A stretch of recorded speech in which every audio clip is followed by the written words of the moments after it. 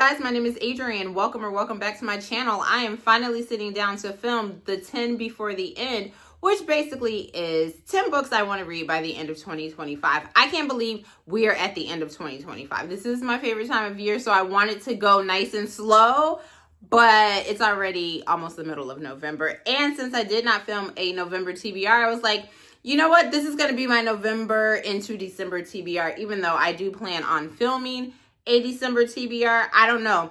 I woke up, it was November 1st, and now it's November 10th, and I was like, let's just do a 10 before the end. So without further ado, let's get started. First book on this list, I'm very excited about. My friend Tabitha just finished it, and she was like, Adrienne, I can't wait till I need you to hurry up and read this so we can discuss, and that is Blackthorn by J.T. Geisinger. All I know about this is a dark gothic romance, and I heard the words dark, gothic.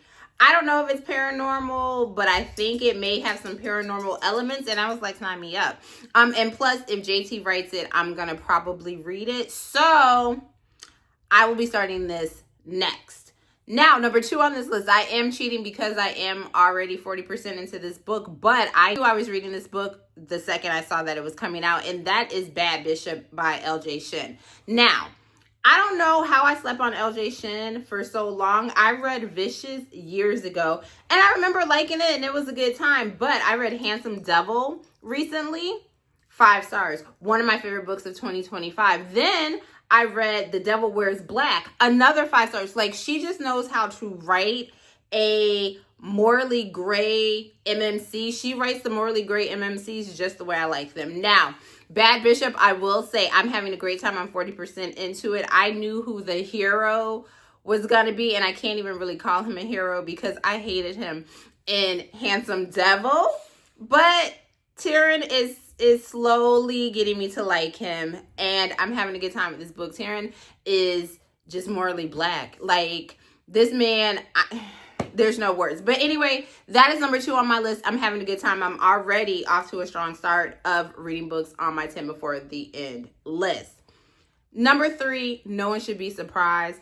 Rena Kent has a book coming out. If Rena Kent writes it, I'm going to read it. This lady could write her grocery list and publish it, and baby, I'm reading it. I'm reading that you want to get apples and bananas and oranges. So, Sweet Venom comes out December 2nd, and I will be stopping everything that I am doing and reading that book the day it drops. Number 4, this book has been on my, if you see me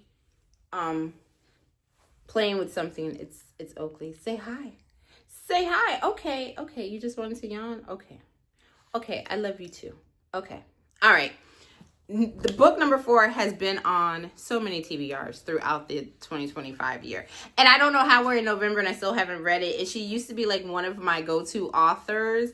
And I don't know what happened. We kind of had like a separation. Not that her books aren't amazing. I just kind of stopped reading them for some reason. But anyway, the book that I'm talking about is King of Envy by Anna Wong. And so now this series has not interested me as much. I did read King of Wrath, the first one. And then, like, yes, I own most of the rest of the ones in this series, but I've yet to read them. But King of Envy, everyone tells me if you love Alex from Twisted Love, if you love Christian from Twisted Lies, then you're going to love King of Envy. And I'm believing everyone that I will love King of Envy. And I don't know why I keep putting it off, but we're going to fix that and we're going to read it before the end of 2025. Number 5, all of the people that I watch on, like, TikTok, Book Talk, they all talk about this dark taboo romance, and they have given me some of the best book recs that I've gotten in years. Because I read mostly like dark romance, it can sometimes be hard to find dark romance recs on social media these days. But everyone that I follow on TikTok talk about M.L. Burns. And I keep seeing Heavy by M.L. Burns, which is a taboo dark romance. I believe this is between a step siblings or step uncle. I don't know. It's taboo. If dark romance and taboo romances are not your thing, okay, skip it. But if they are, I keep seeing this book. I keep hearing nothing but greatness about M.L. Burns. I've read her first book, All Your Bloody Lies. I need to finish that. Duet, and the second book was almost going to be on that list, but I decided to do this one instead. Everyone gives it rave reviews. They're like, if you want a dark taboo romance, you have to check this out, and I believe them. So next up, I'm finally going to finish the Bourbon Boys series by Victoria Wilder. Bourbon and Lies is my favorite so far out of this series, but I have been waiting patiently for the third book, Bourbon and Proof, because I think that Ace is going to be my favorite Fox brother. So you meet the hero in Bourbon and Proof from the very first line in Bourbon and Lies. Cannot wait to read this. And then plus, this counts as me finishing a series, which we know I struggle with that. All right, so I need something light and fluffy, and it is Christmas time. I will admit I don't read a lot of holiday romance books, but I do want to read The Gingerbread Bakery by Lori Gilmore. Listen, Lori Gilmore, she writes these cute little books. Are they amazing? Are they like 5 stars? No, but are they really cute and they go with all the seasons? Absolutely. The next book on this list is because this author wrote one of my favorite reads of 2025. Definitely this year, I was into my dark academia gothic air of reading, and I think I'm staying here for keeps. But the book that I'm talking about is Masters of Salt and Bone by Carrie Lake. The book that was one of my favorites of 2025 is Nocticadia. I love Nocticadia. It was 5 stars for me, so I want to continue reading this author, and I've heard nothing but good things about this book, so I'm definitely excited to check that one out. Next up on this list is the second book in a series that I would not shut up talking about during the summer.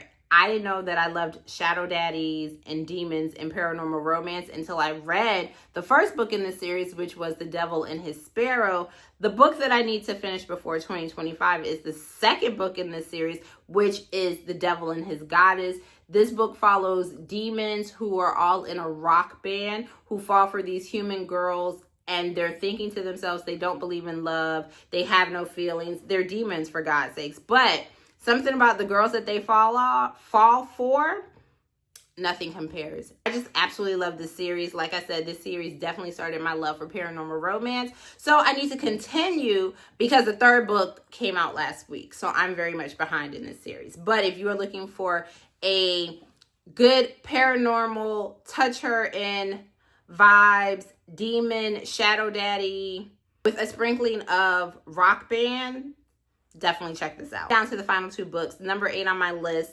I've never read anything by this author. This book, again, was pitched to me as dark academia, gothic. I was like, sign me up. I believe it takes place in Ireland, and the book that I'm talking about is The Exorcism of Fairies. This book was all on my timeline a couple of months ago, like during like September, October spooky season, and I really want to read it. I'm intrigued. Like I said, I definitely am in my dark gothic romance era, so I definitely need to check this one out. And now the last book. I have been dipping my big toe into fantasy, romantasy, so to speak. And one of my dear friends, I love her to pieces, Kamal, always tries to get me to read this book. We will be on sprints. We can be traveling together. We could just be having lunch, and in mid-conversation, this book is going to come up. If I say, oh, recommend a book to me, she's going to name this book. So, as a surprise to her, I am going to read, or I'm going to at least attempt to read, One Dark Window. Because she has a love for this book and Melissa K. Rorick's, but those books are like thick and there's a lot of them and I'm overwhelmed. But I was like, you know what? I think I could do a duet if I really like it. And I'm not even saying I'm going to finish both of them, but I'm going to try my hardest to like and love and read One Dark Window. So that is number 10 on my list. It'll kind of be a surprise unless I just tell her like, hey, I'm reading it. I'm going to start it without her knowing. And then if I love it, I'm going to be like, surprise, I'm 50% into your book. But that is the last book that is on my list. I have ambitious goals, but I think I can do it. I'm like, if I read 5 of them on the list for November and 5 for December, bam, bam, then we're done. There are some that are more like top priority, but the goal is to read all 10 I'm going to stop yapping now. What is on your 10 before the end? And if you can't come up with 10, what are the like top 3 books that you have to read before the end of 2025? If you made it to the end of this video and you want to let me know, leave me a dog emoji, since Oakley made an appearance in this video. But Oakley makes appearances in most of my videos, but hey, I love the little dog emoji. Anyway, thank you so much for watching. Don't forget to like and subscribe to the channel to see more content from me. As always, guys, I will catch you in my next one. Bye.